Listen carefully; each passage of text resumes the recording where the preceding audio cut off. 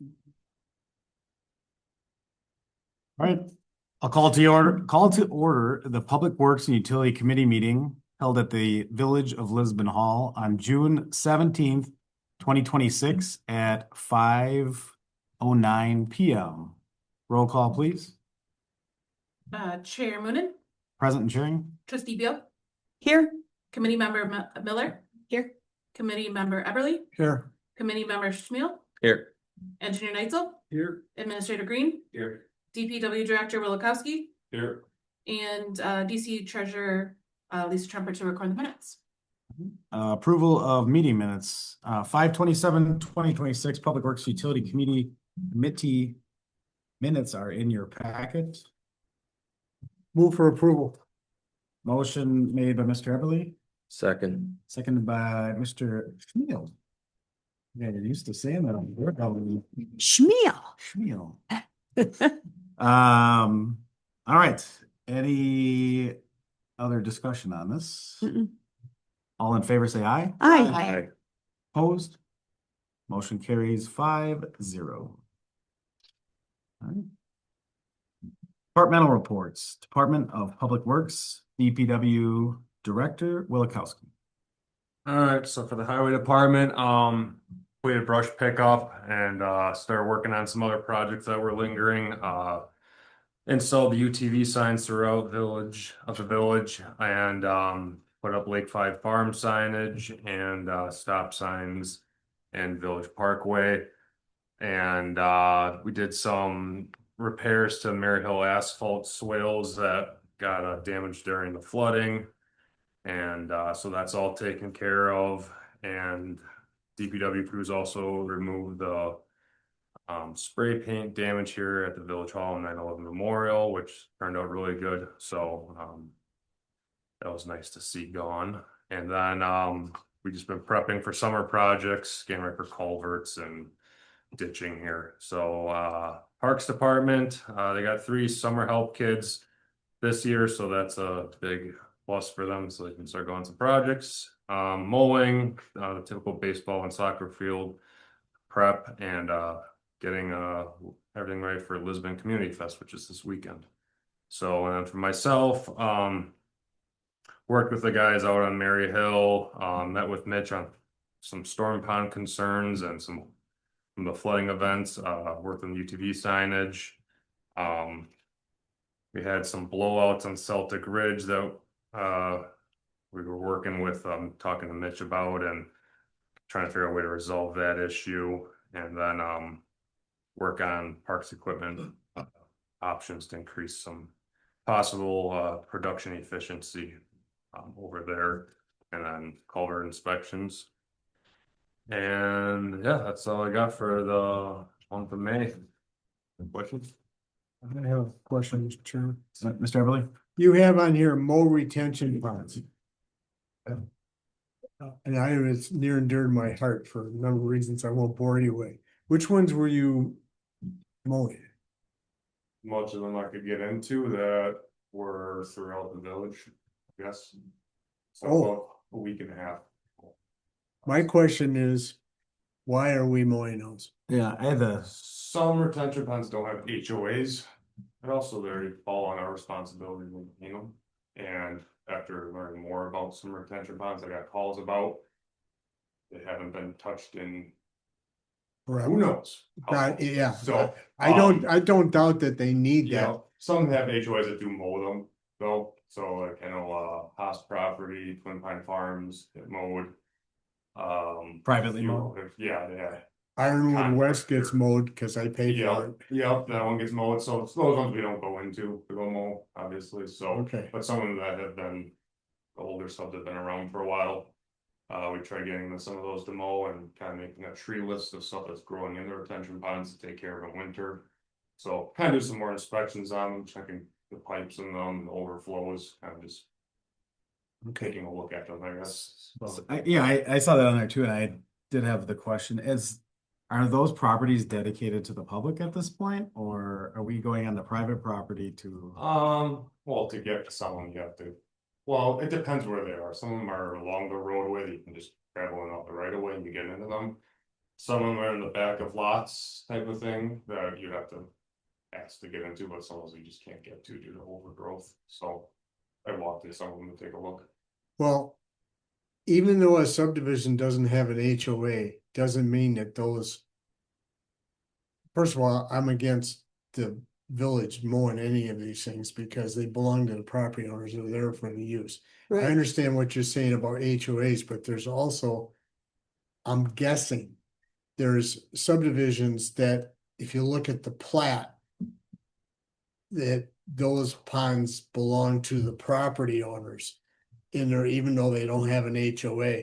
And one of the things that I want to get cleaned up in the foreseeable future is this type of thing. So you know what the heck you're doing, what is your responsibility in that? Because it's not just mowing grass, which I know takes some time and it doesn't cost a whole lot of money.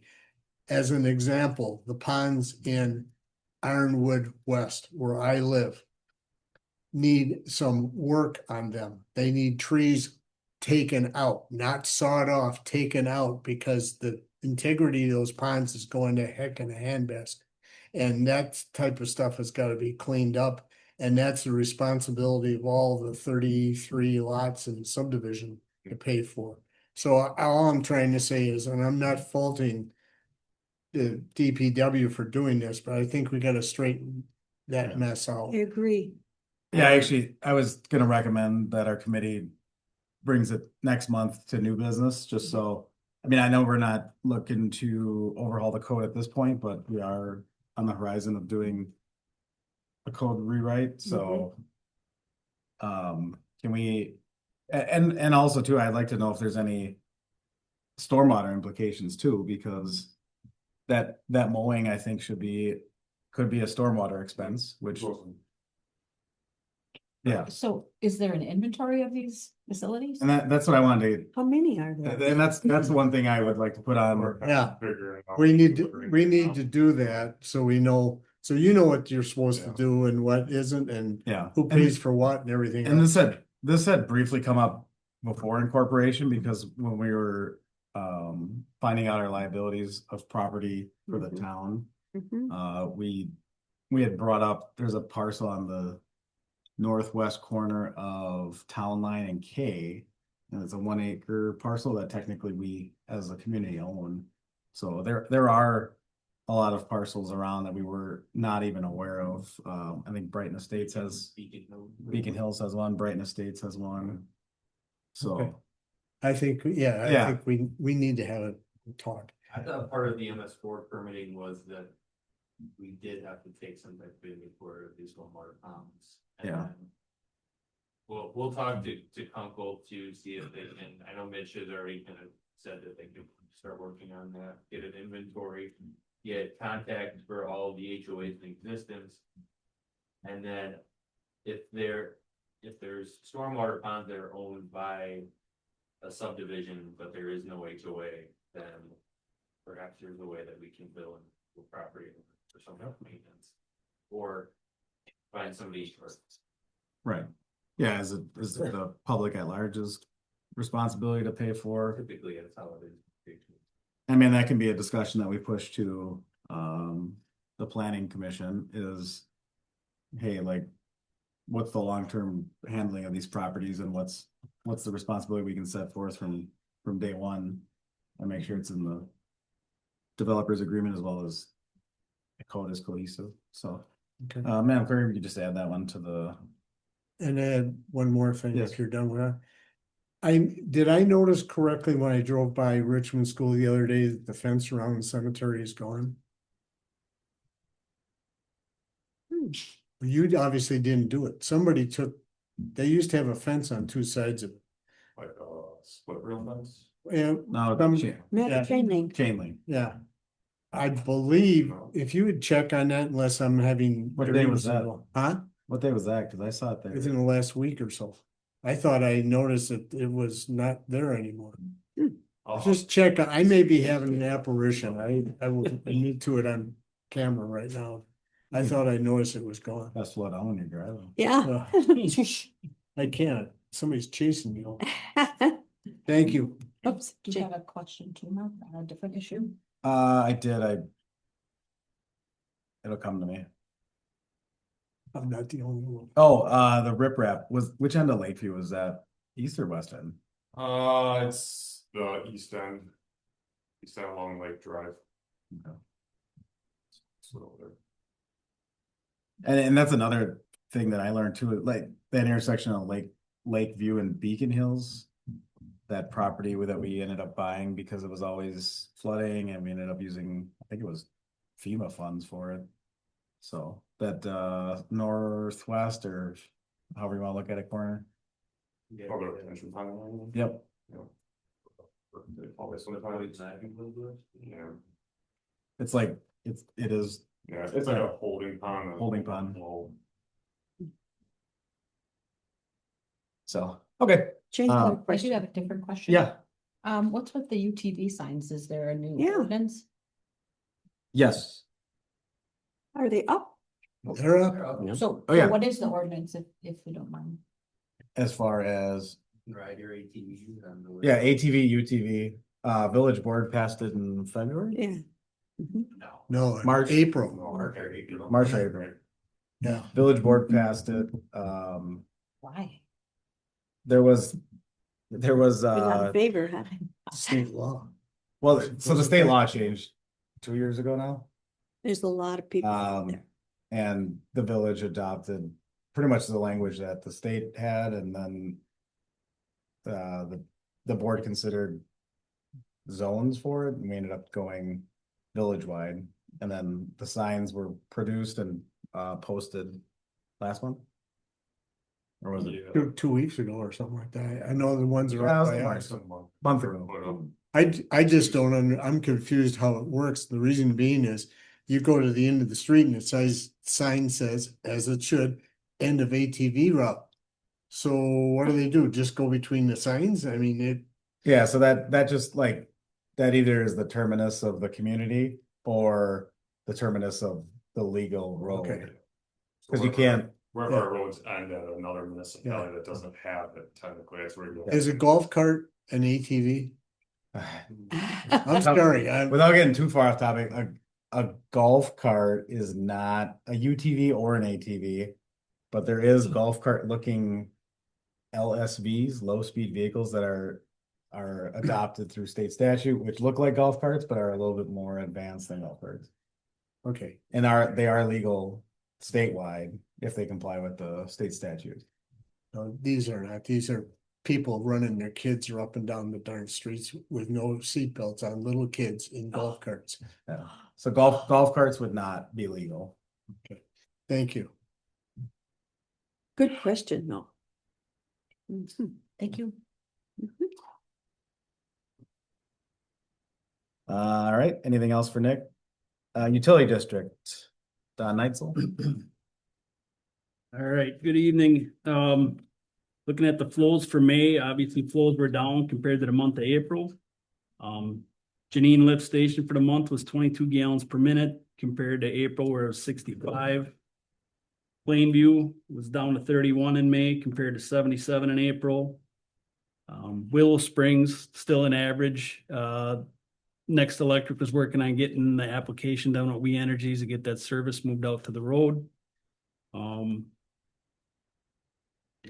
me see, moving down to Richmond School Lift Station. Flows are obviously down there too. Lift station had a total runtime of about 113 hours. 55.5 hours on pump 1 and about 57.3 on pump 2. In terms of the sewer televising at the school, I had mentioned that at our last meeting. It was supposed to happen on June 11th. I got a hold of the buildings and grounds guy to find out what time they'd be there so I could have someone down there. They didn't have it on their schedule. So he told me Sewer Ninjas would be there in 2 weeks. I checked with him earlier today to find out when that would be. He said another 2 weeks because he's currently on vacation in Canada. So I have it on my calendar to follow up with him in a week and see where it's at. Have you worked with them before? Sewer Ninjas? No, I have not. But the expediters that did the outside sewer televising recommended them to the school because they do push camera work. So I would hope they show up in Teenage Mutant Ninja Turtles costumes because I wonder. Well, they have you seen their TV advert? I have not. advertisements? Is it? They're legit, man. Good for them. Brings full circle of childhood reading.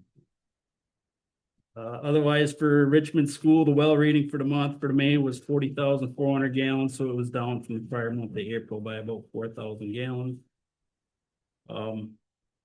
Any questions on Richmond School or any of the lift stations? No, I just wish some progress would be made. I know it's not. So your fault. we're gonna have a representative on site Correct. with the ninjas. Yeah, I want to make sure they just don't do like a section of the school and call it good. I mean, the intent is to do everything that's there on the inside, so. Are we gonna, we're not doing anything from our end, correct? It's all coming from the school. Everything outside's been probably done 2 or 3 times already, so, and that Expeditors did that when they were there a month and a half ago, so. It's been done a number of times. Has anything transpired regarding the condition of the pump station there? Because we were having all the, No, Flow nothing info? yet. I'll check with Dorner to check on a schedule for that. okay. Oh, Any other Okay. questions or lift stations? Last thing, the pump is getting repaired, so we will hopefully here in a couple of weeks have a backup pump for, So we have 2 Richmond School. pumps in station and then a backup. no backup right now, but it will be coming after the repair. And where's that gonna stay? That stays by a DPW shop. Okay, thank you. And is that one of those ones we have to turn every so often? If they- Discussions, but as fast as they're going on, it's just like- Yeah, In an ideal world. if they sit too long, yeah, you wanna spin them. unfortunately, they're not sitting there too long. Any other questions on the lift stations? Then the last 2 things, flows for the fire station well. Those were down also in May to 5,800 gallons compared to 7,200 in April. And then Casey's went up. I guess it's probably due to irrigation. But it went up quite a bit, went Wow. up 40,000, almost 41,000 compared to 17,600 the prior month. Hopefully it wasn't a garden hose again. Hmm. Any other questions? Mm-mm.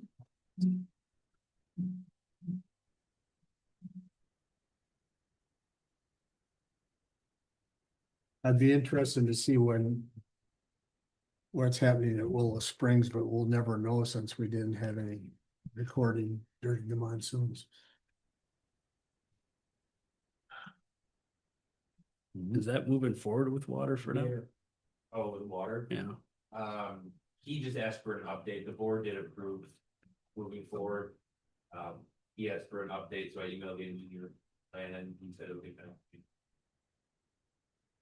Did talk to their village president and do something. They're open to. I think if that goes forward, that'd be the time to make sure we have that, the sewer system inspected. Well, And are they gonna do just 1 meter or are they gonna have individual meters for those, or don't you even have any clue what that is? I don't know at this point. I Okay. mean, we're still very preliminary and, I mean, I'm. Could just do 1 meter right at that point, but I let the village. President know that if they do agree with water, they might want to have. Additional inspection done on their current system, ensure that they're not. Wasting a lot of. We don't want to get into the Willow Springs water system No, No, business. I just thought it would be Yeah. interesting to be able to know what the actual water usage is Yeah. versus what we're getting through Absolutely. the sanitary. That's just way different. I betcha. I'll give you half the money for that bet. All right, any other questions for Don? Be a money maker. Call 3A, special projects. Administrator Green, 3C, whatever I said, 3C. So we had our last meeting, a joint meeting where we discussed the, I believe, final areas for sewer services amendments, and I think that meeting went pretty well. We expanded the area on 164 to include a lot more than even I think what both had recommended, which was good. The next step is gonna be the planning commission to start going through the actual comprehensive plan review and update, so.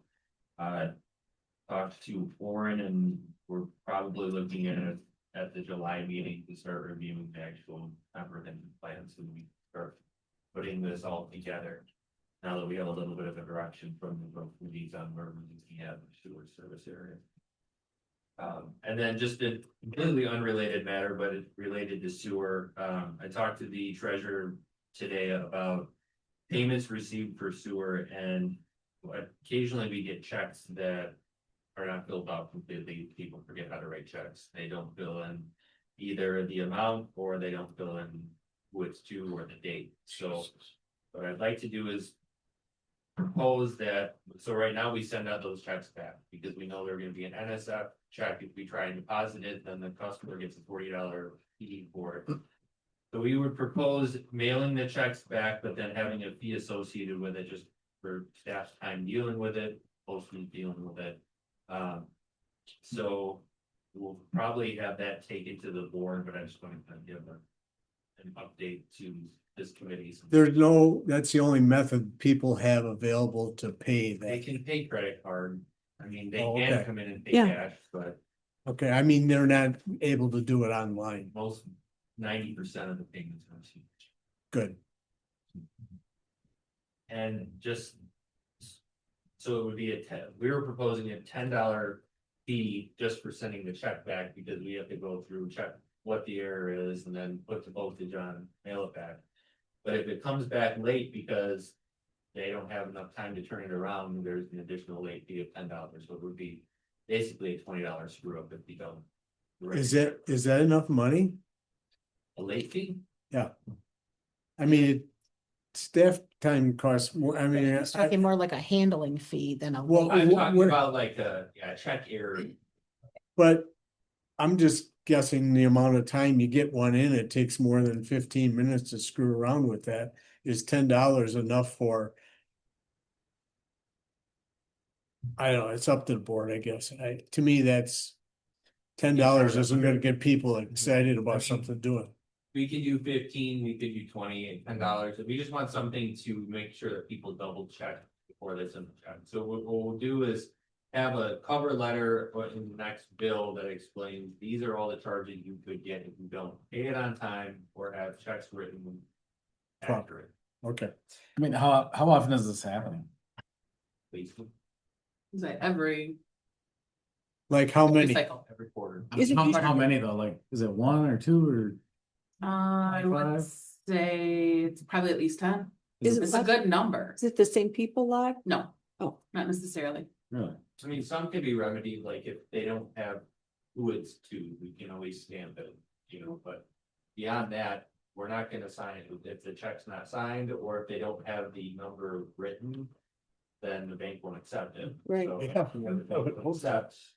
Like, you can have the number written in the box, but if you don't have it written, they check that what's actually written out. So we want to be able to recover our costs for dealing with it and returning back. And I think that would go a lot. I for one think that $10 is enough to start this process, just because it'll make an impression on people. Mhm, And would hope it wouldn't I agree. go much further. Okay, That's it. Yeah, I guess I think there has to be some discretion with a late fee. Their intent was to get in it on time, but Well, we already have like a 3-day. Grace. Already.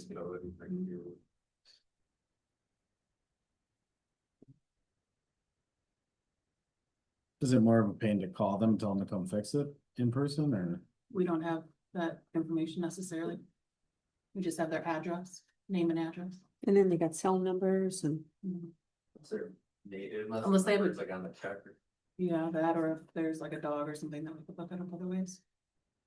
the only reason I said that $10 seems to me to be unbelievably low is I know that if I wrote a check to Kohl's and it was 3 days late, it would cost me a heck of a lot more than $10.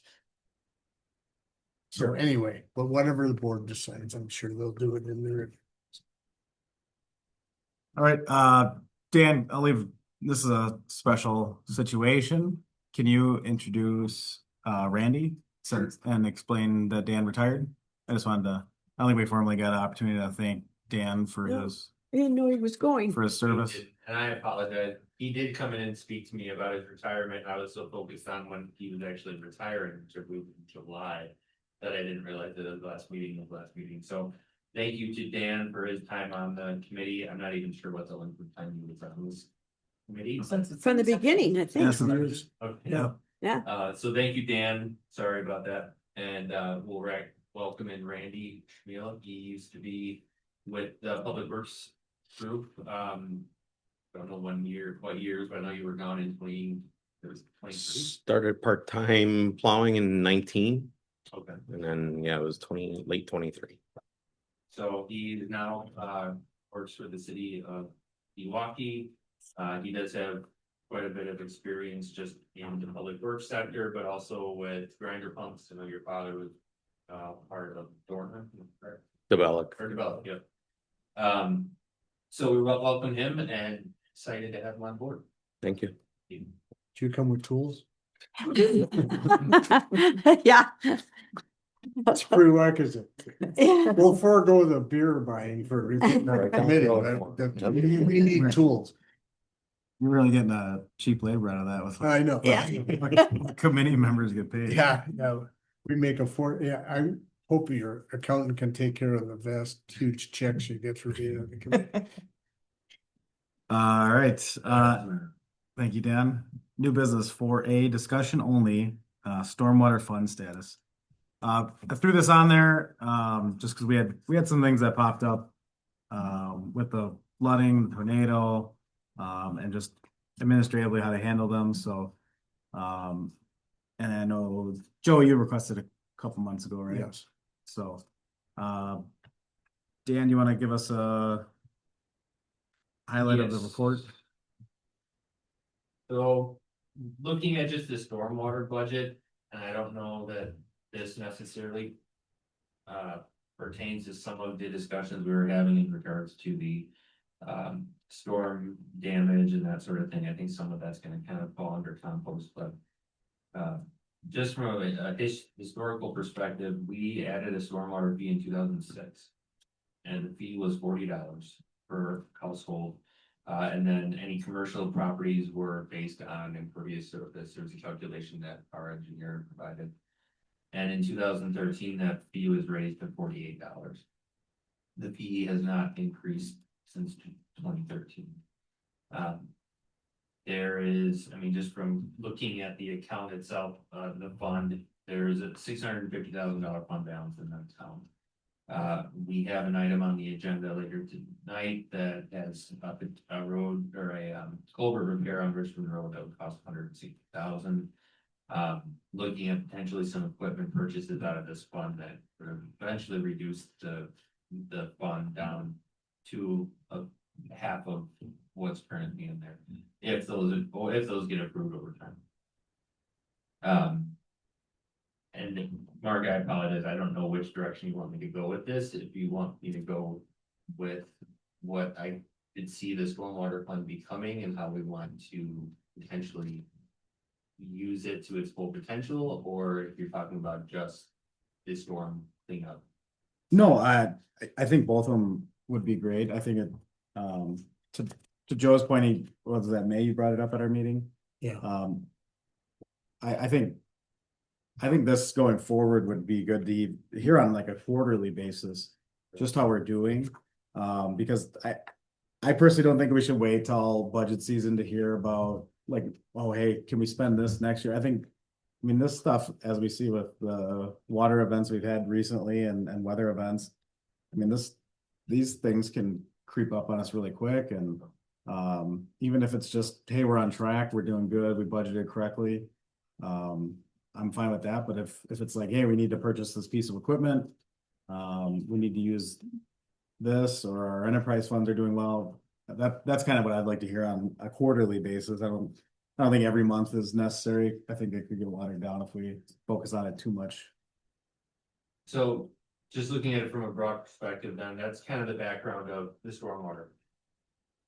Talking with Mitch and talking with Nick a little bit today, we're talking about other ways that we can use that stormwater fee that A, the state statute would allow us to, and B, that would be productive and what our good use of funds for this particular fund. So a couple of things to consider is cost sharing some of the vehicle replacement budget out of the stormwater fund. And that's due to when the guys do ditching, they have to use the tandem axle trucks. They have to put big loads of heavy material, being sod or whatever it is, into those trucks. They have to use backhoe, but yeah, skid loader. So they have to use a lot of different pieces of equipment. So it may be prudent to look at having a separate item for, a transfer to,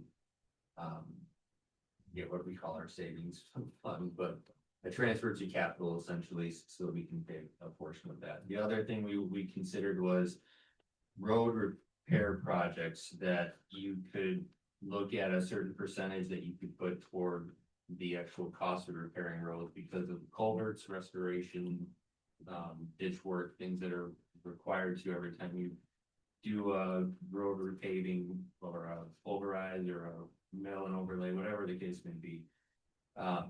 And then you also want to consider with those expenditures, you may want to consider increasing the fee. Hasn't been increased for 13 years. And with inflation and costs going up and increased rain events like we've seen over the past year, Nick has just taken order of 15 culverts, 20 culverts, 18. So as we see these big weather events, you're going to continue to see washout of culverts, more repairs. And just for perspective, if somebody, even on the current pay schedule of $48 a year for stormwater, if their culvert needs to be replaced once in 20 years, they're making good because just the cost of the culvert is probably $500 plus installation, the time, the fuel. You're probably looking at a $2,000 to $2,500 repair on one culvert, and they've paid $900 for that one culvert. So I think it's prudent to at least look at increasing that fee, but then also to see what the state statute allows for us to use these fees for, and all of these would qualify. And then an average stormwater fee charged in Wisconsin for for the communities that have them is between $60 and $90 on average. Some go up to 200, some are in the 20s. So we're definitely in the very low end of what the average is.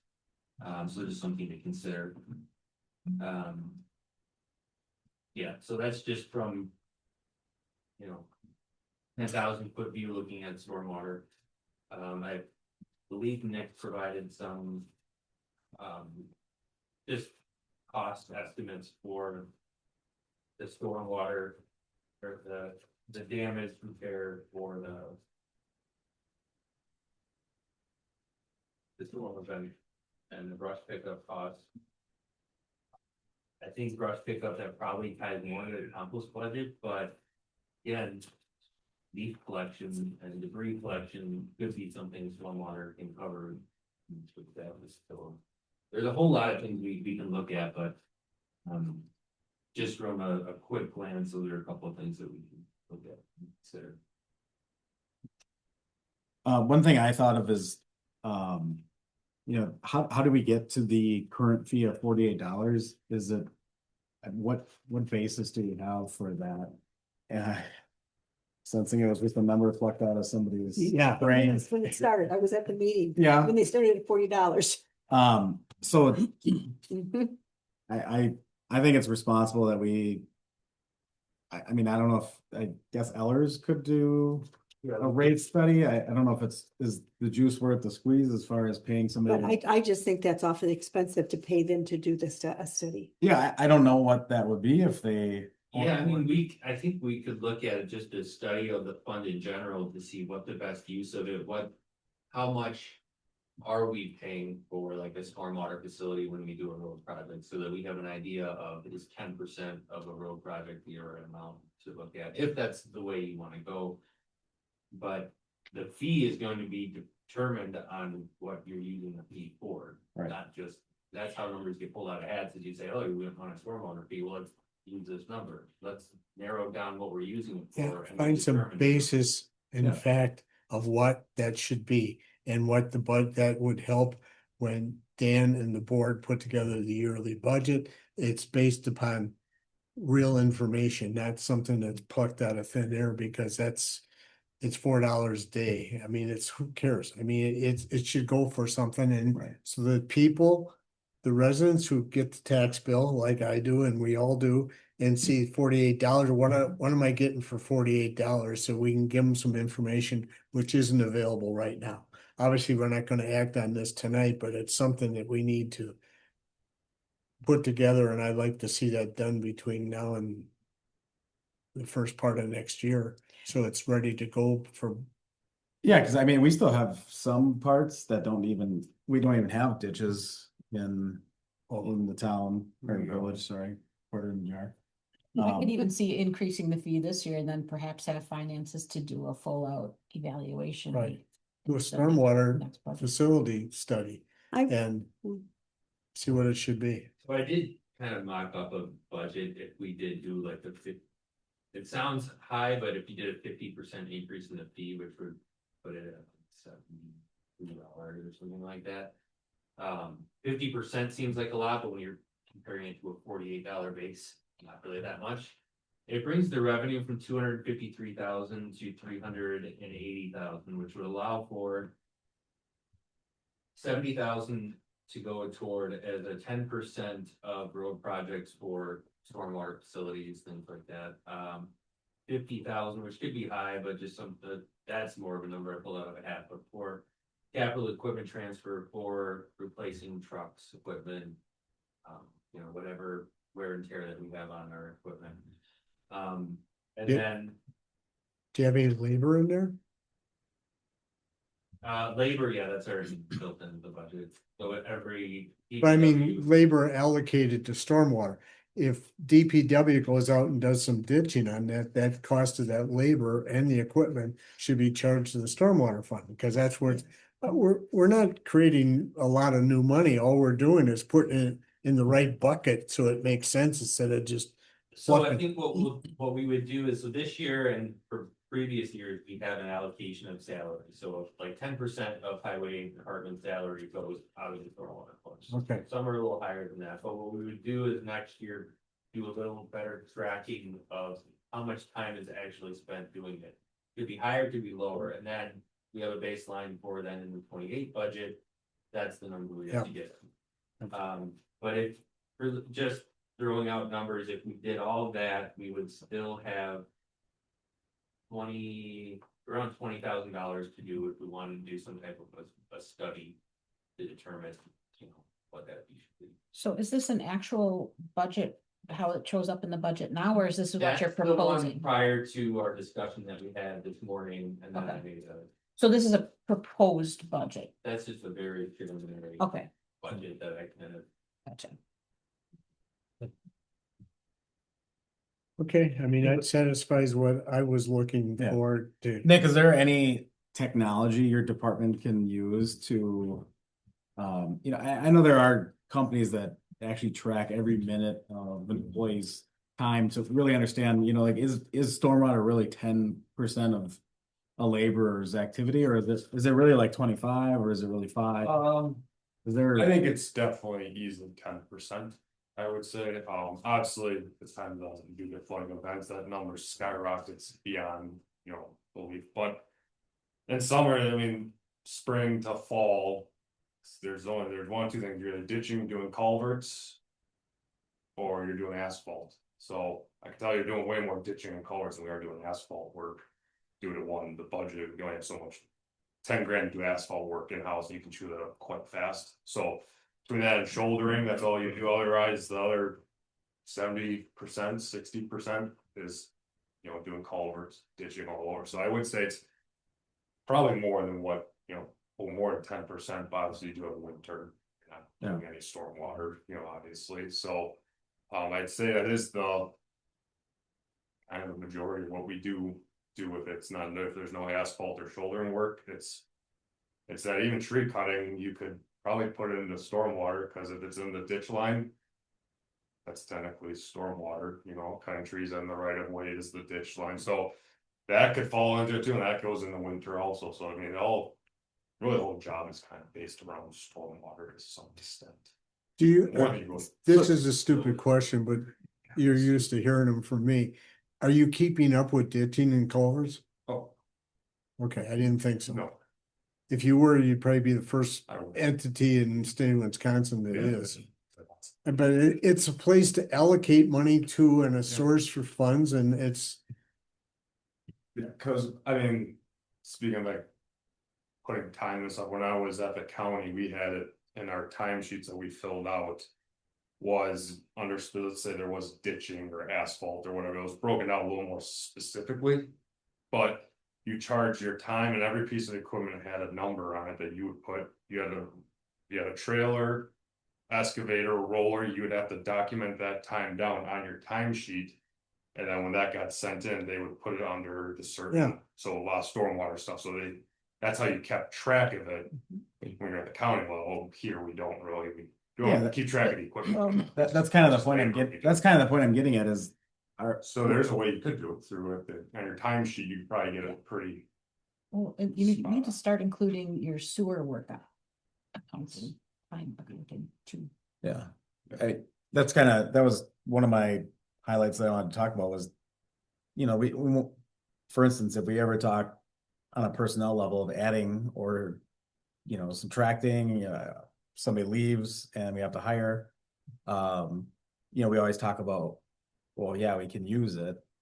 And then when it comes down to, you know, well, what can we show the people on paper that would justify it? We obviously know we're busy, but do we need one? Do we need two? Do we need three more positions? and where are we in the status of getting stuff done? Because with. New subdivisions, new development, and that really isn't the biggest stuff, because when you get a new subdivision, most of the stuff is in decent shape for 10 years. It's the subdivisions that have no ditches, they've got, I mean, all the stuff that's.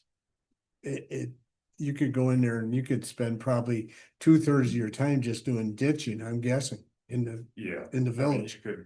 Just throwing it out, you could have a ditching crew out there for 10 years. Yeah. Straight.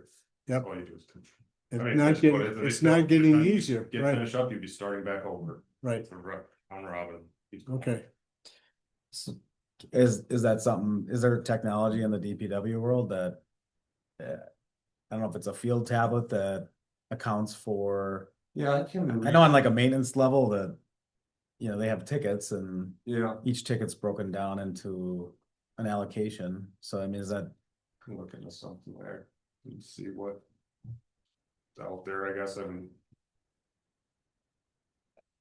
I'm assuming the county does for their stuff. Some spreadsheets go far. Yeah, I mean, no,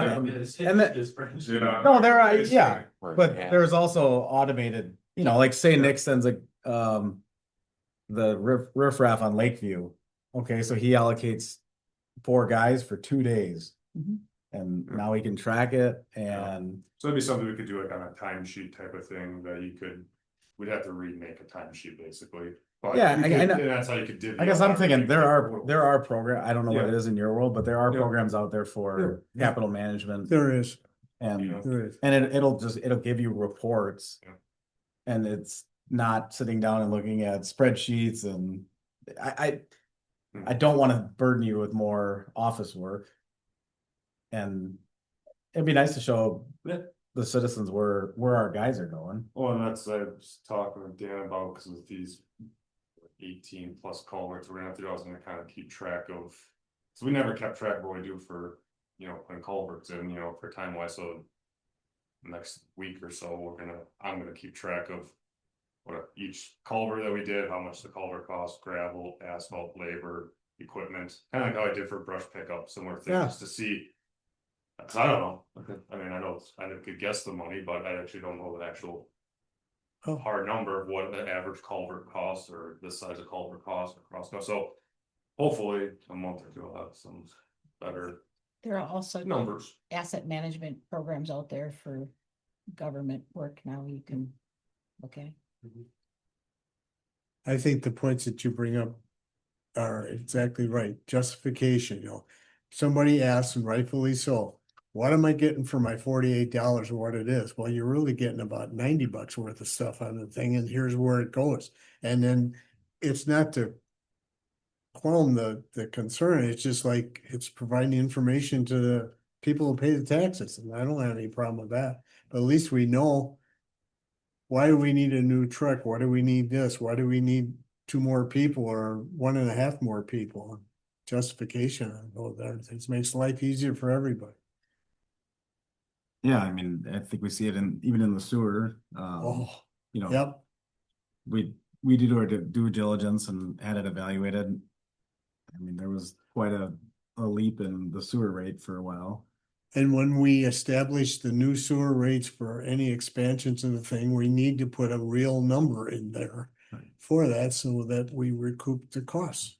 So, okay, I think that was a good discussion. Yeah, Well, I do have a question. yeah, go ahead. I have a couple questions. For one thing, it's the wrong year to increase this, in my personal opinion. We have been 2 nights so far over at the fire station, having people come in to object to their increases and so forth. And all of a sudden you come and you're increasing this as well. I don't think it's a good time to do it.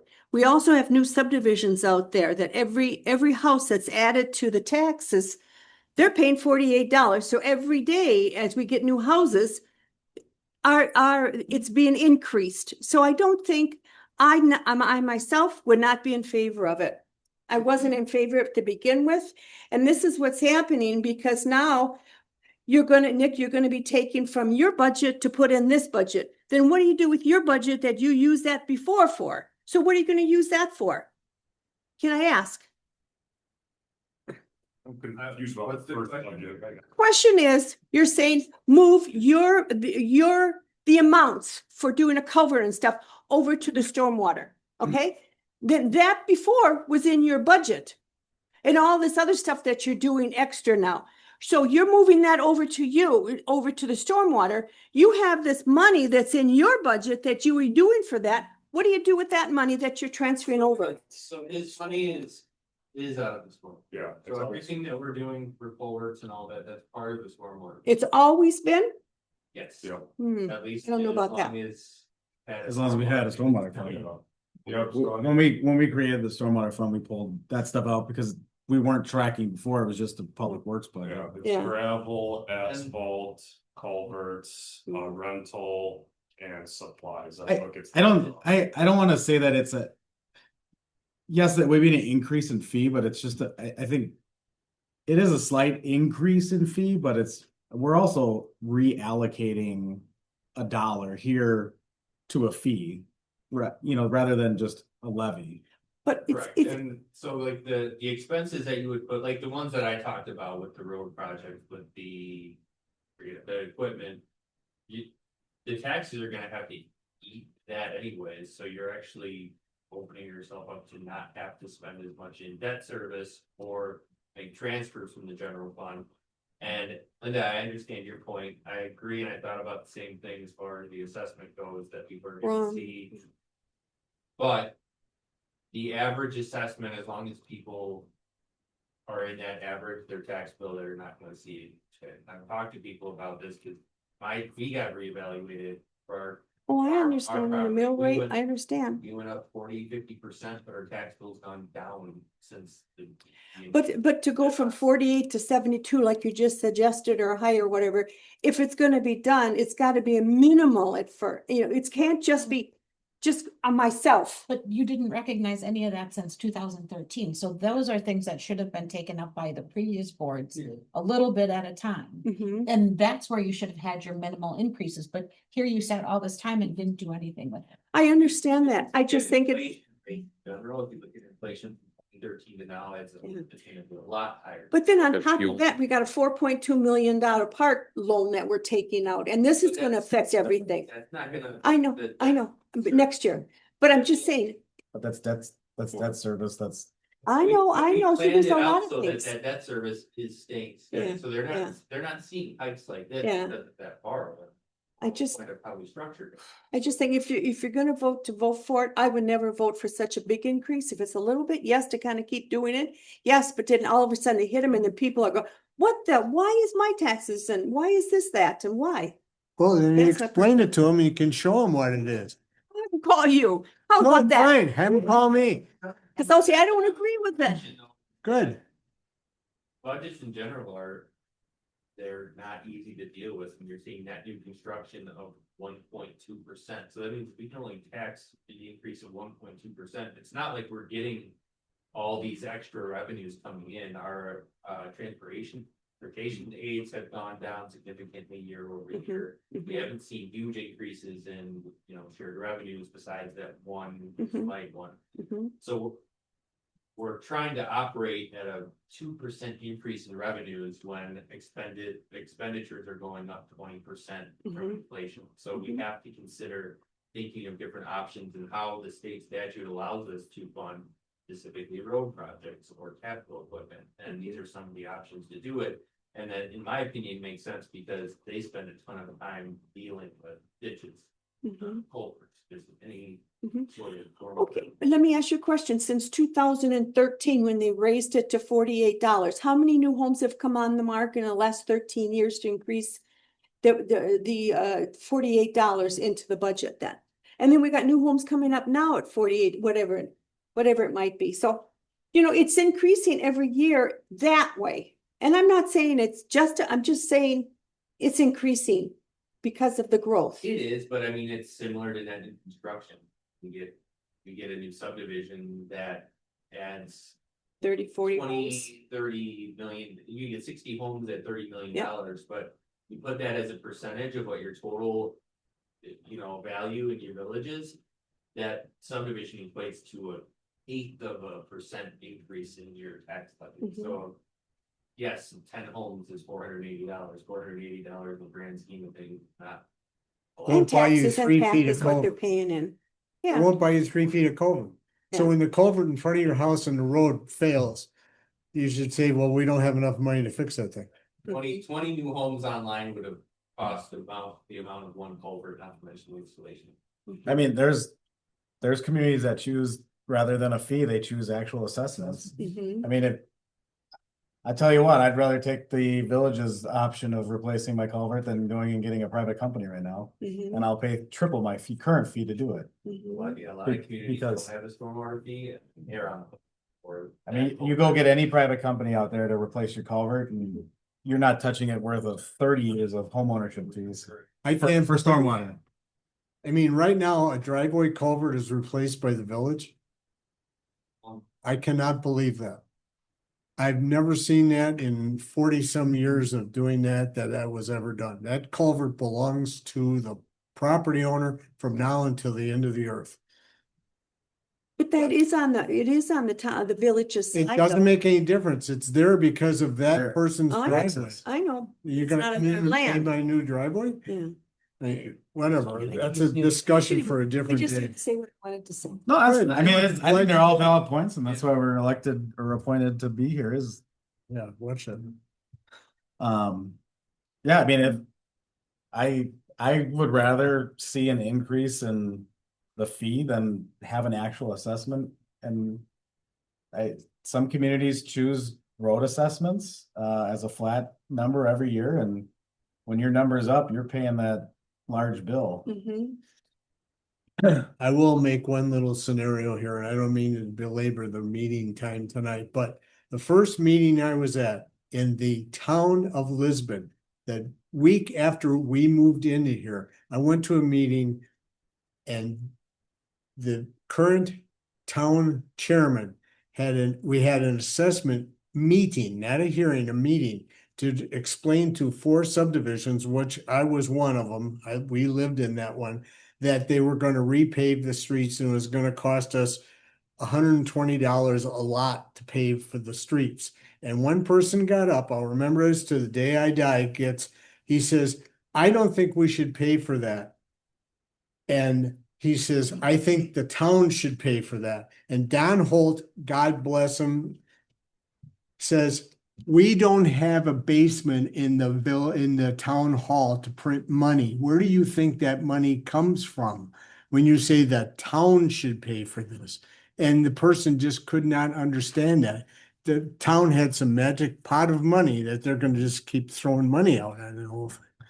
But anyway, sorry for digressing, but That's okay. We paid $525 when they redid our road years ago. Mhm, God bless Don Holt. mhm. Okay, All right, can we make a note to,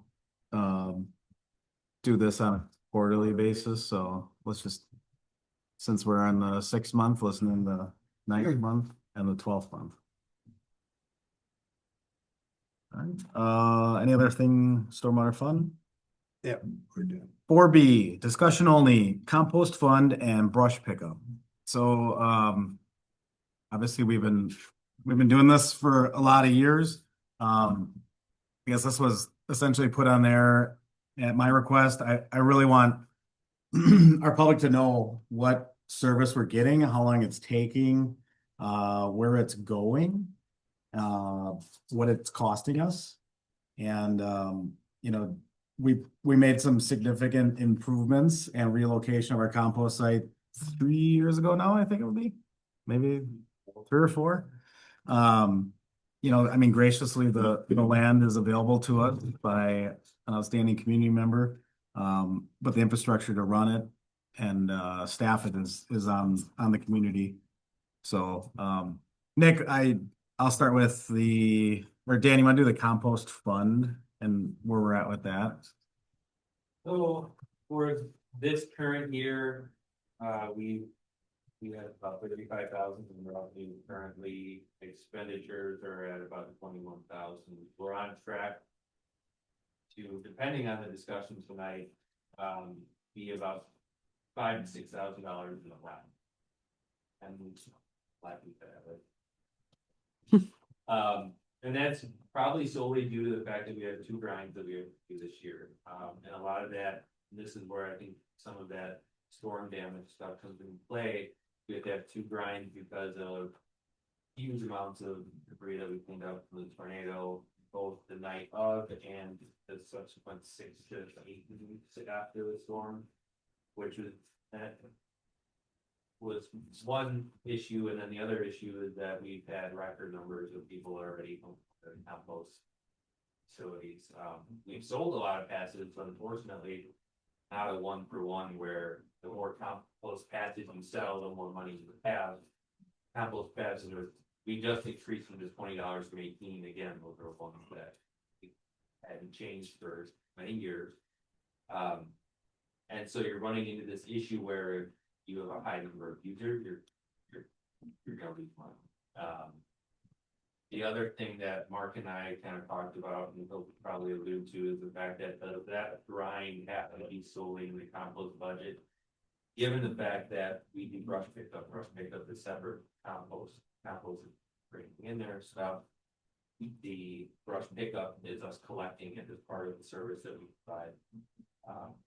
So if you kind of split that cost up, then you probably don't lose money. But if you're looking at it the same way we look at it with stormwater, there's equipment maintenance and repair and depreciation that we don't take into account when we do compost budget.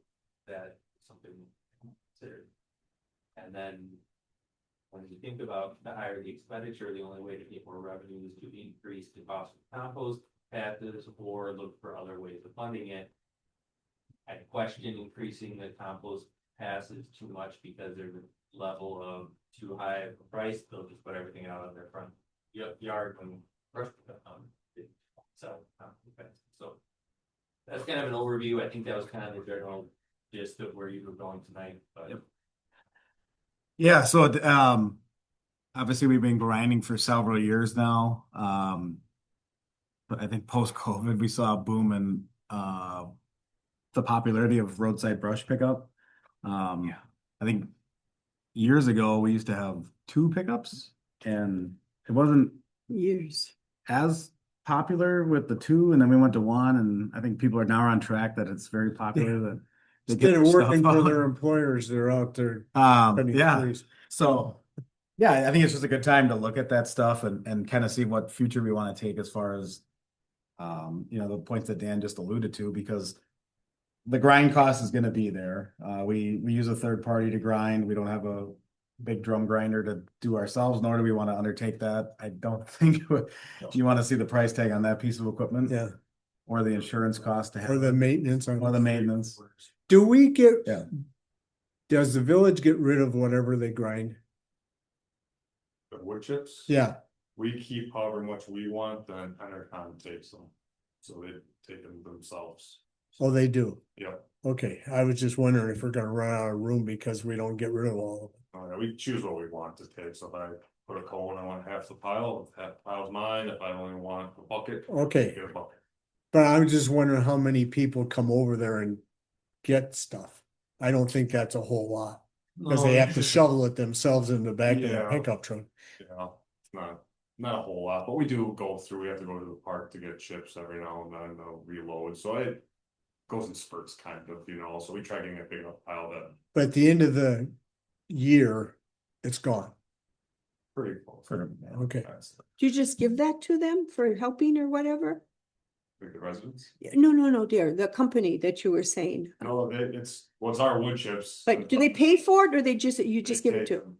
Just because to get them out? Yeah, Okay. I mean, if you would ever see how big the pile is. Oh, we were just, yeah, Yeah, We I don't. have nowhere to put it. no, We And go you gotta there. remember, we go there. it's brush ground up. I know. It's ground up I know. buckthorn, and I I don't know. like people wanna put it in their flower So- beds. I had a bad experience with the So, brush, so. Just The tape. just to stay on track, right now our grind cost is associated Mm-hmm. solely to compost.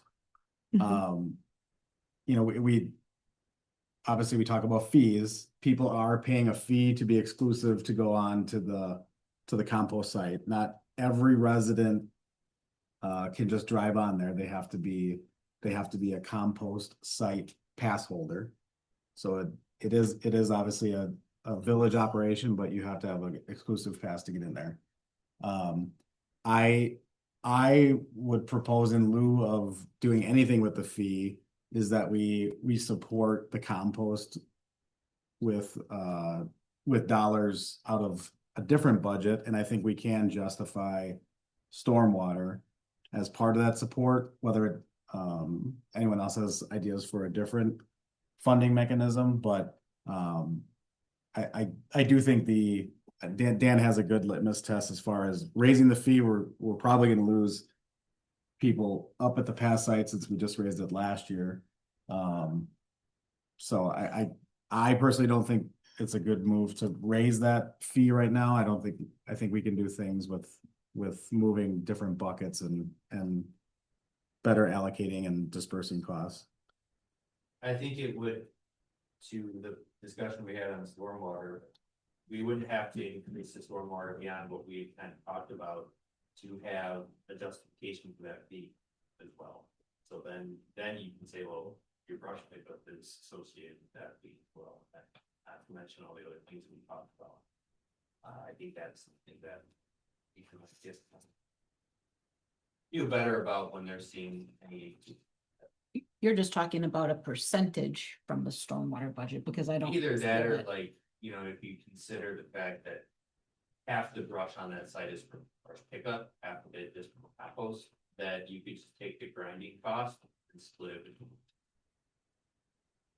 I mean, I don't know if I would support having all of that, even half of the grinding cost going to the stormwater.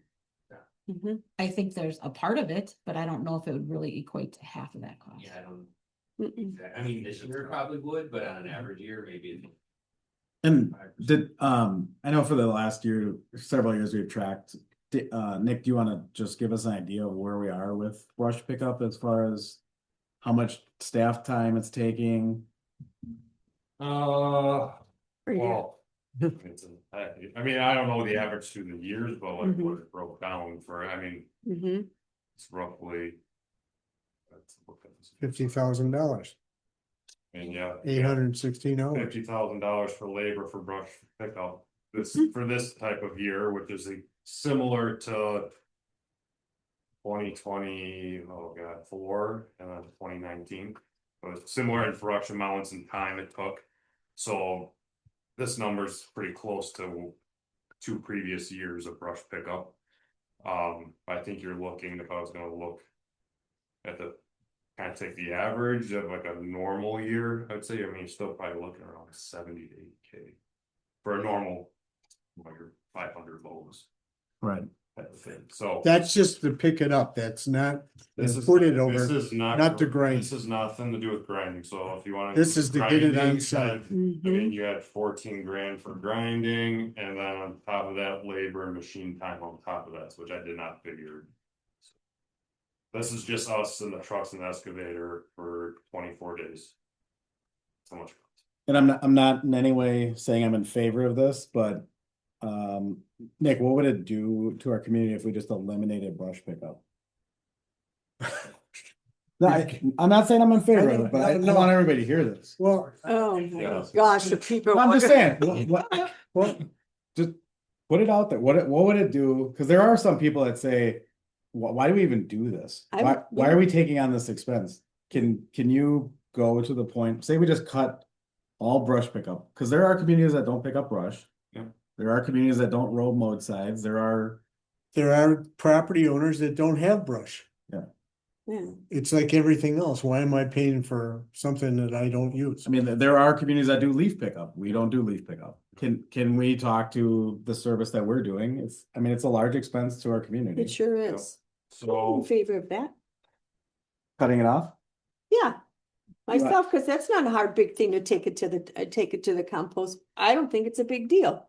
Nick, I mean, just give everybody a holistic view of what cutting it off means. Complaints. Including your home phone number. Yeah, exactly. So if we didn't do brush pickup, so no brush pickup, one, I mean, you could go down the list, but I mean, the wear and tear on vehicles and the excavator, you cut that down probably. I don't know, 25%, 30% throughout the year. I mean, it's a service on every truck, it's a service on the excavator, it's tires, probably wouldn't have to really replace tires on the excavator through the life of it, just do the brush pickups you drive on every road. Sometimes twice. So I think time, I mean, if you just look at time and labor and the equipment, you'd save tons of money, but I think also too. Projects wise, I mean, if you're gonna go, if you had a perfect crystal ball, if you're gonna go along the beginning of the year throughout, brush pickup's always first for us in spring. Spring is plow damage repair and all that stuff, which we run it tight right up to brush pickup. But also it's a good time to start pulling shoulders up and all that. We have struggled to do that every year because you have brush pickup. We usually fall behind on mowing right away. For example, culverts right now, I mean, it just delays you so much time that we do fall behind on stuff, and it's service we do offer, but it is a very time consuming service, and it's breakdowns too. That breakdown cost comes right out of our budget for cylinders, truck breakdowns, all that stuff. So that being said, I think you'd get onto more your phone call complaints that you could take care of some of those things, maybe address them a lot sooner. But based on that brush pickup time, basically your crews are not taking care of anything else in the village besides me if I can steal a guy. Which 2 guys do a lot with 2 guys, but can't do everything. So you are limited, and I know I think it's the way Joe did it. You never take a day off from brush pickup or something comes up. That's kind of how I learned from it. Sure, I could stop a day or two. Like we did to do the culvert. That's there's a hole in the road. I'm not gonna have a car going all in the hole. So it is one of those things that you are tied, you are sworn into. Once that brush pickup starts, you're committed to it till the end. So kind of just the 2 months is kind of a, because we're not getting a lot done besides brush pickup best you can. So is there any adverse effects that say we do stop the service? Is there any adverse, I mean, are we gonna be penny wise but dollar foolish? Is there any impacts that you foresee that we're gonna have? Overgrown right of ways? no, people don't cut. I mean, no, we don't want to cut their right away. When I see stuff cut, I don't see it's usually just around their house and everything. So I don't think you would see anything that would impact quality of my right of way or people's yards. Or that's within our right of way stuff. I don't think you'd see a difference in that. Don't you At all. think people are gonna just dump? Dump it. I think there's gonna be a lot of Well- dumping. I mean, Say that again. That people just dump. They They'll- just they'll throw all their midnight stuff, dumping. Yeah, somewhere else. It's gonna be dumped in front of the gate of the well, we compost. can deal with that still. I do say that there's stuff we pick up randomly. I mean, people, I think there's, in one subdivision, there's 4 brush piles. People just keep bringing stuff out there and they'll leave it, wait till next year. Not every community has a brush pile. I don't think community doesn't, I think if all the communities that surround me don't have. stuff Cheaper, Mhm, which is an option, we give free burning grounds to people. mhm. And kind of back to Linda's point about every new house gets a stormwater fee, well, every new house then is a brush pickup stop that we got to get to, so. They don't have trees yet. That's true, but I mean, it's a It's potential. only gonna get long. That. I think it's only, it's gonna, I mean, it's more subdivisions going in. I mean, there's no trees yet, but maybe when I retire here, there'll be a lot more trees and. Well, I mean, It's just only from gonna my time on the board and committee, our length of brush pickup is just Longer and continually gone up and up and up and up and up. I mean, if you look at the spreadsheet, he's got over 800 hours in there. That's not being used for Yeah. something else. Exactly. It's a matter of what's, culverts, ditches, Yeah. drainage issues. Yeah. We were shocked a lot. We were there just there a week ago at the compost and the amount of wood there. Unbelievable. That's what we're trying to change. Never up some seen things to so help much. Grinding go quicker. Yeah. The brush pickup rules trying to enforce a little bit, how we do the compost site, the grapple rate. I don't know how you I do figure all it. these ways to save. You know, it ain't gonna save, 114 grand. It's So- gonna make a huge difference. So we, It's stuff we try to do. 3 years ago, we made a push to tighten up our regulations as far as what we are picking up. Yeah. Do we see a benefit to that, or are Yep, people? I would say, I'd say it's hard for me to really give you a number in time, but if you use last year, for an example, I forgot how many days that was 12, 14 days. When first, that was 12, 14 days compared to, you're probably looking at 20. So Mhm. that's just the guys not getting out and sweeping up all the sticks per se, and also not picking up people's logs if something's cut way too long that you can't fit in the back of a truck. We don't take that stuff. We did last year and this year, we have enforced the size requirements. Well, good. Significantly. We should. We've left. It's hard to do. Leave piles behind because you know that phone's gonna ring right away.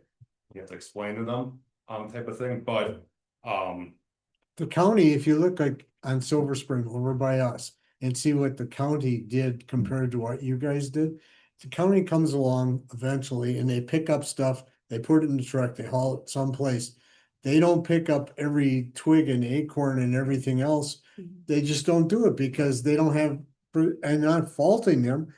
It's labor and equipment and time. I mean, Agree. that's what we kind of try to inherit is where the guys aren't getting out of the truck, they go stand by the pile once excavator comes out, they stay in the truck.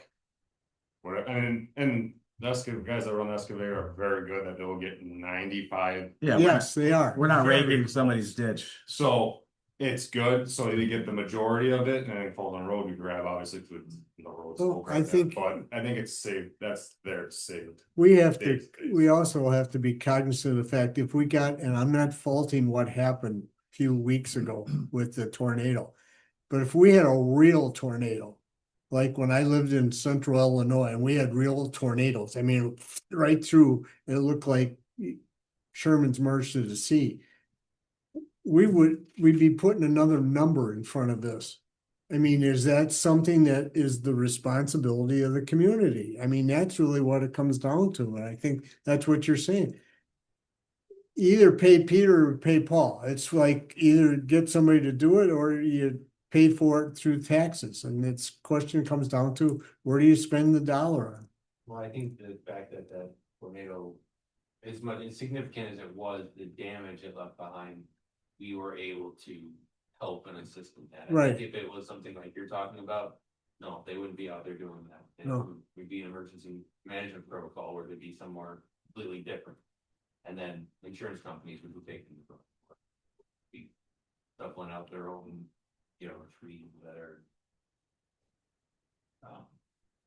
But I'm assuming that we're probably playing devil's advocate for this scenario, but it's something that we should consider all options when we're looking at the compost side.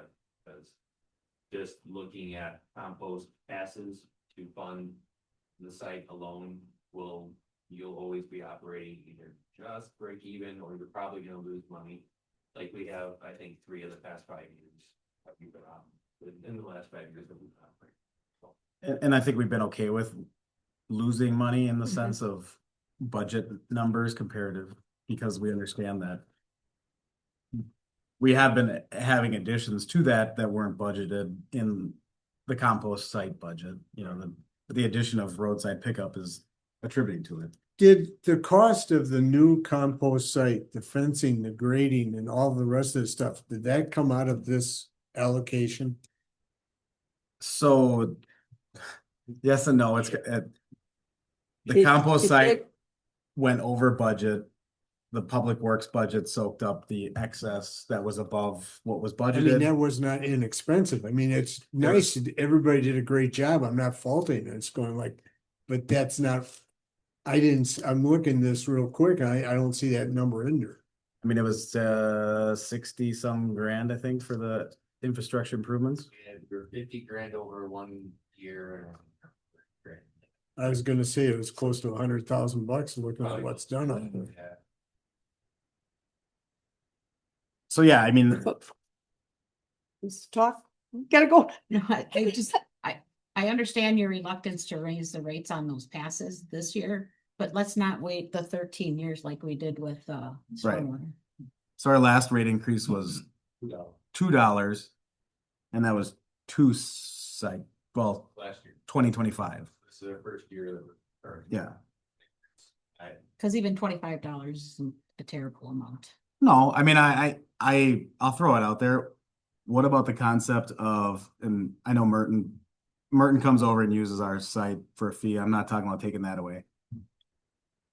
Is it an option to go include the compost access to all residents and then eliminate roadside brush pickup from Public Works?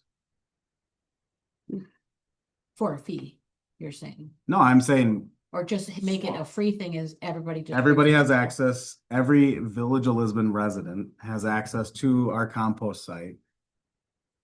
And then we eliminate roadside brush pickup. That's fair. So you're losing out on what, $22,000 in revenue? But- opposed Free up to- how much labor. But we're freeing up labor, we're eliminating expense. $14,000 is what we're eliminating. I know it's probably not gonna be popular with some people who don't have the ability to transport to. But I mean, in a world of, I mean, Public Works equipment is not getting cheaper. And Labor isn't getting. labor is cheaper. not getting cheaper, so. Something to think about. Yeah, and that, I didn't want to throw it out there right away because I wanted to get deep into this before I threw out the $1 million question, but. Yeah, I don't know what the popularity is. And it's gonna be unpopular if we eliminate the service.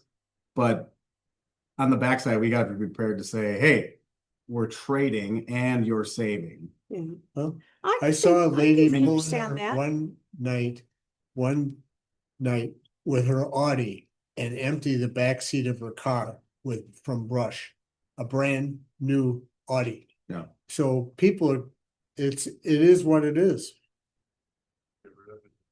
Yeah, got a neighbor, got a friend with a pickup? Yeah, don't tell me about Yeah, I that. mean, I can say I've lived here for 14 years. I think I've probably used the brush pickup 2 times and it hasn't been that large. Really? Oh, we use it I all the never have. time. We enjoy burning inside the ordinance and, I see you have no hair on your one arm. yeah, I mean, I think our lots we have a vast array of lot sizes and, Yeah, you know, I think responsible burning is okay. out here. Well, you see it, some of the stuff that comes into that site. And it's not brush. no, And it's, no, you're it's- right. I clean out all our beds and I haul that stuff over there. That's what I use it for, one time a year. And I take 2 3 pickup loads in my pickup and I haul it over there. That's what I get for my, whatever it is, 18-20 bucks on the whole darn thing. I don't have brush because unfortunately, I don't have trees. And the trees I've gotten the old fence line from the farm, the subdivision, I burn them suckers. Yeah. Cause I'm not gonna cut that up, K over and unfall, heck with it. See, when we were there, we saw so many big pieces of what, stumps. Did you pick those up? Oh, so any homeowner had to get rid of themselves, so they. Good. Most of that, I'd say. Well, we don't cut up firewood at dump out there, we ain't doing that. No. That's all homeowners. That's a lot, Yes. there were a But- lot of stumps. People also, I mean, you could cut down any log and put it on the side of the road and within a couple days it's gone. Might be gone. Yeah. Because, Wood homes. yeah, I mean, people see wood as a valuable. I mean, if I got a wood that I know I'm not gonna burn in a reasonable Yeah. time. Somebody Put it on at the Silver road. Spring put up a Yeah. sign, Free. no, for sale. In front of their lawn after the tornado went through and I'm driving down there going like, good luck with that. Oh, my God. Somebody probably bought Yeah, No, probably. they store it in the middle of the night it. because they thought it was valuable. I guess what I'm saying is, Wow. if we open it up to all residents, you might find people that are up there picking up logs and maybe it decreases our Yeah. lumber pile that's up there. Yeah. If I want I a don't- piece of oak, I go over to Wachtel and they load one into my truck and it barely. The truck is like this all the way home, cause I've cut out 5 foot. Red oak logs this big around in my shop, so. But that's not common. And if we got long lengths, we can take them up to Sussex Village Park during the tractor show. Which I 'Cause just there is learned a this guy that- morning they're trying to get rid of. There is a steam powered sawmill that operates and Yeah, Really? Yeah. Well, this is something to think there's a about. shingle. Never thought about this. so, Hey. yeah, I mean, I don't want people to think we're just trying to cancel everything that works for them, but Yeah. it's obviously it's popular with a lot of people, but we may find that eliminating brush pickup actually serves everybody better. Because I mean, I'd love to go to the compost site, but I burn. Maybe I'll go more that if it's open to everybody. Some people don't like to pay the $22. They Me. might be Maybe open. that's mine. Yeah. Say, I don't want to pay it. I don't want to pay the 20. People did complain 25. about it. Yeah. And they'll stop at Culver's on the way home and get. I mean, it's no different than $2. burn permits used to cost money to, Yeah. and now we educate and you have a burn permit in your tax bill. Yeah. So, Okay. but I guess I'll ask we carry this over to next month and if you guys think of ideas in your Yeah. think tank, bring them forward next month and Money's Okay. gotta come from somewhere. Yeah. all right, hearing nothing else on that one, let's call 4C, discussion necessary action regarding replace box culvert at Richmond Road. Dan, Nick, which one of you guys is leading this one? So during that heavy rain event in April, not the box culvert, the culvert that's on Richmond Road, it's of 800 feet, I would say, east of Richmond School, washed out. Don't know, yeah, we have pictures in the back of kind of what happened. This was after the water had settled a little bit, but you can see how the asphalt on Richmond washed out. The water got over the top Wow. of the road. So we need to look at a better stormwater facility for housing the water that flows out of October Fields. The sun comes down off the hill kind of where Celtic Ridge is, but a lot of the water comes from a culvert that crosses under Mary Hill Road and then I presume to continue to this culvert here. So we had Mitch come out and take a look and he provided some estimates on what the cost for putting in a box culvert would be. The plan would be to not replace in the same location, but have the box culvert be angled in such a way that traps that water and has that water flow a little smoother than taking basically a 90-degree angle where it is currently. That quote also proposes a guardrail because there's a very steep drop off at this location that would help to be a safety measure, as well as an additional smaller culvert that would extend to the west. So any water that did not go through the box culvert would move into but what was useful. So yeah, the proposal from Kunkel is in your packet. We think that we'll be able to bid this out this year.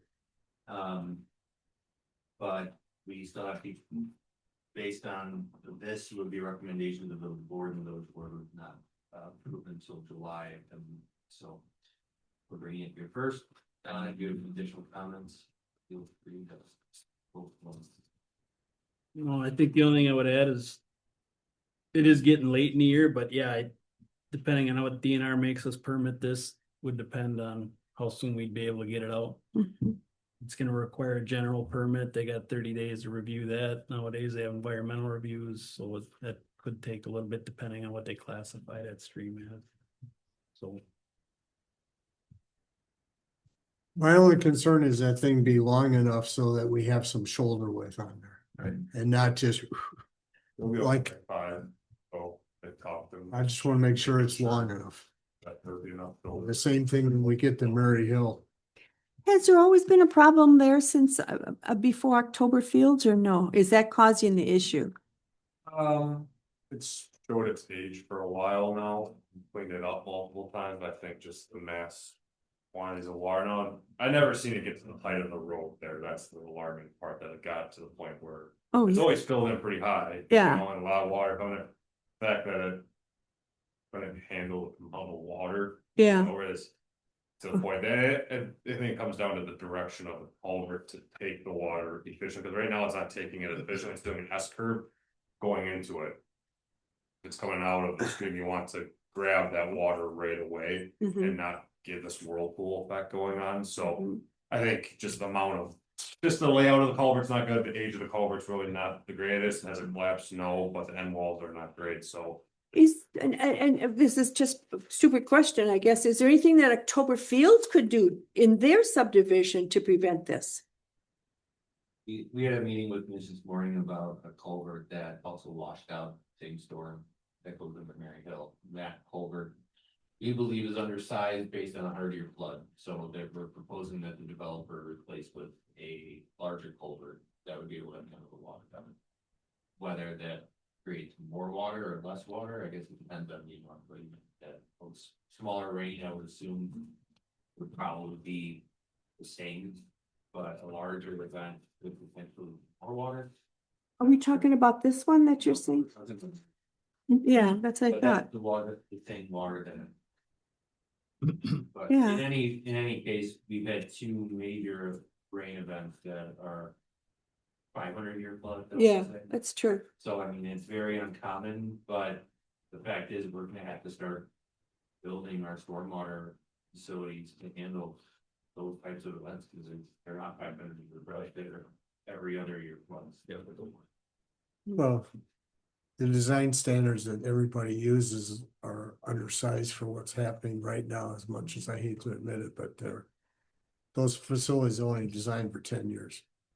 And costs involved. They don't want to spend more maybe to do a So- good job. So where is this going after it discharges to the south? Goes, kind of goes right behind the fire station, goes in the marsh, and that feeds into down K. Ends up There's a in creek Pewaukee along Lake. K, Huh. there that goes behind Lindale's. Yeah. Feeds its way along there. I've boated in there. Yep. There, Yeah. the fire station, all that, works its way. You go down South. Young Bluff Road, it goes into there and eventually ends up in Pewaukee Lake. So I'm trying to remember, is that the navigable waterway that we were discussing when we talked about the markings for the snowmobile trail? I don't know if it was navigable, it was DNR delineated wetland. And so if you pull up the map, this big area. It shows. Doesn't show a DNR wetlands north of the culvert and south, so the areas where we'd be working at, but it does show it in other areas to the north.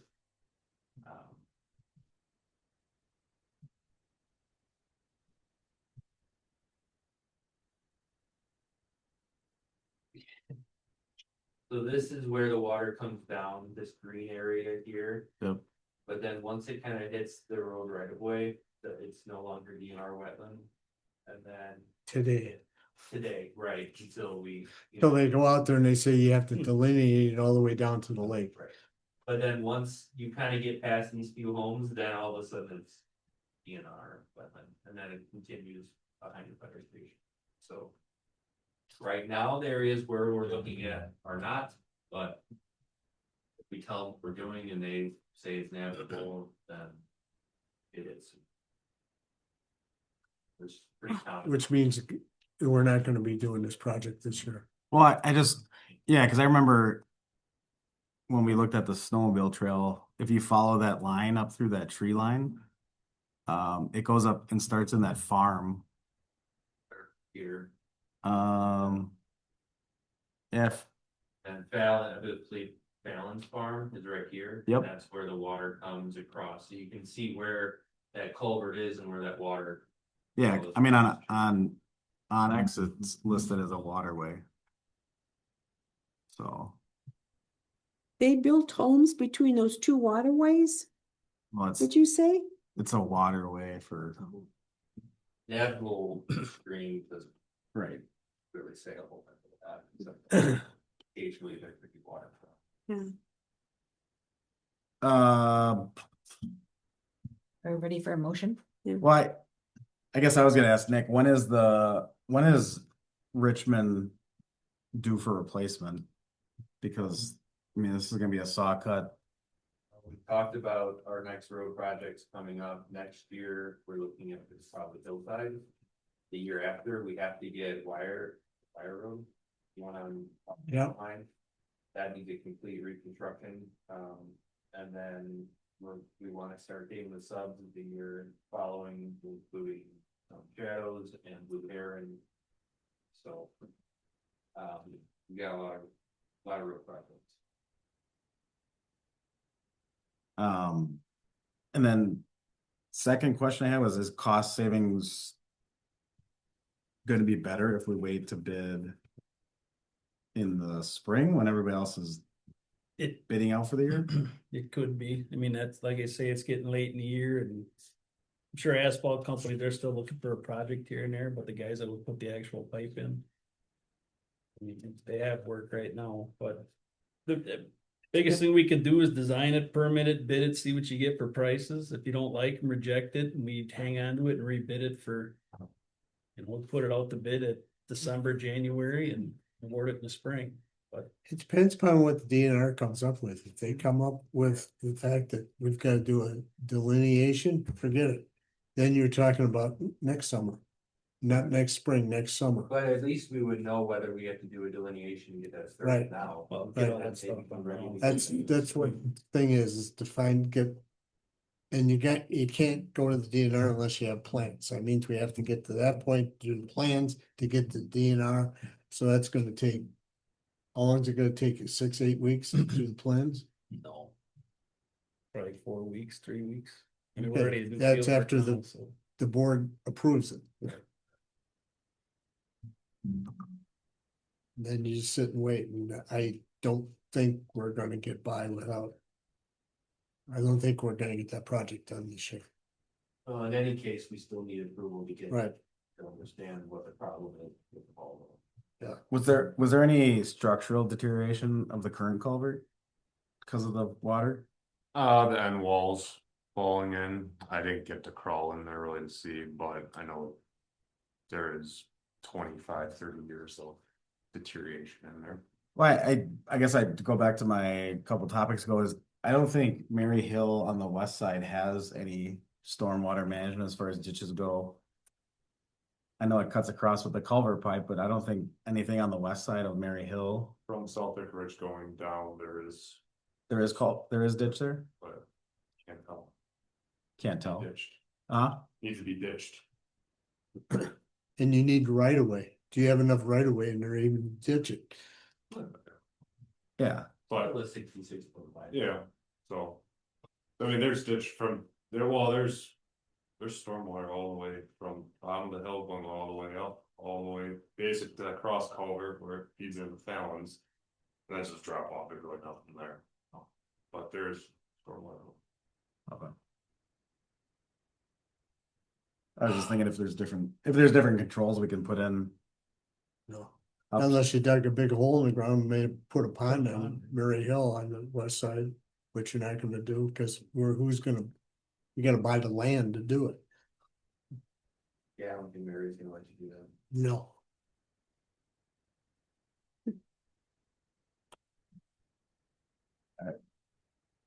Anything else?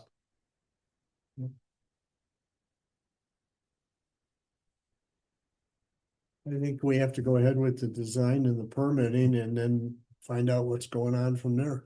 And not even think about bidding it, but we gotta get the plans done and get it in the permit. I guess I would still prepare the bid documents, take it as far Well, as that, that doesn't take 2 days. Shouldn't. because if the DNR says you're good to go, then I would try and take advantage of it yet this year. There's a reason we wanted to try and get it done this year, because we don't want another spring, and then we have to do a problem. If that, we have to wait. All right, well, if anyone wants to take action, there is recommended. I make a motion to recommend village staff or the committee forward the recommendation to the village board to proceed with the design and planning and preparation of contract documents for the bidding of the Richmond Road Culvert Replacement Project. All right, motion made by Jane, I'll second seconded by Joe. Any further discussion? All in favor, say aye. Aye. Opposed, say nay. Hearing none, motion carries to board 5-0. Unfinished business, 5A, discussion necessary action regarding quotes for valve replacement at Dubnica, Fieldstone, and Good Hope lift stations and recommendation to the village board of same. I think what we were waiting on this one was, Don, we were waiting for price on it. David Coates. Well, we talked about this a few times, and then I think the last time we discussed it, Dan brought up possibly just doing the worst one this year and budgeting the rest for 27. So the quote I had in your packet was old. What I passed out tonight was updated quotes for this. The one with the yellow sticker on the front, that is if we just did the Dubnica lift station. I did talk to Sussex about it, that we do have one plug valve in there that where the nut's in pretty rough shape that they gotta screw around with. But he felt that they'd be able to get by until 27 if that's what the village wanted to do. But the quote with the yellow sticker, that's if we just did that station. So 2 plug valves, 2 check valves, Dorner supplying them. And then Sabo Mechanicals, the second page of that. That's for them to install them. So 7,000 versus 20,000. Correct. I don't know why we just don't do them all at one time. That, Get it over with. to me, you're gonna get a better deal on the labor. I think doing them all at one time. The price on the valves is the same, whether we do one or all 3. Nick would quit picking up brush, we'd have money to do. Yeah. I think we should take care of all 6 of these and get them taken care of. Because they're not gonna get better, and I don't wanna be sitting here in December or January and say somebody snapped a valve. Eventually, So- these stations are gonna have to be rebuilt completely anyway, and this is money down the hole, but you gotta have them operating.